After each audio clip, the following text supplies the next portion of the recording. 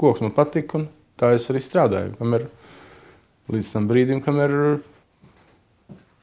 notika lidojums tāds ļoti īss. Es noliku puspēdu tur garam sienai. Man pietika 10 centimetri, lai es nokristu. Objektam ir jāiet, un tur tādas liekas kustības likās tenī brīdī, ka tas, teiksim, ir, kas nav vajadzīgs, jāsaka. Pats jau vainīgs. Es jau nevienu nevainoju, protams. Jāsaka, cik tu pats uzmanies, tik tā arī ir. Nu, nevajag līst tur, kur pats jūt, ka tu nevari to izdarīt. Jāsaka. Gribās jau tiem jauniem puikiem turēt līdzi, un varbūt arī to, varbūt vajadzētu padomāt, teiksim. Mēs Vācijā strādāju, tikko mēs uzcēlām 2 stāvus, tad uzreiz bija firma klāt, kas uztaisīja stāvāžas apkārt mājai. Anglis man stāvēja klāt, apakšā turēja trepes, teiksim.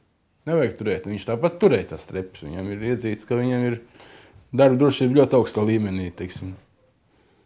Nu, mums pašiem jādomā, tur vairāk par to, teiksim, domā. Katru dienu kaut kādas pozitīvas emocijas, jo tad tev sākumā jau bija, ka viena kāja sāk kustēties, tad otrai kāja pirksts sāk kustēties, katru dienu kaut kāds prieks. Tik daudz malkas ir saskaldījis, un ārpusē ir kaudzes, kas vēl jāsaskalda. Tad es domāju, tad man mugura būs pietiekami stingra, lai es varētu vēl cits darbs darīt.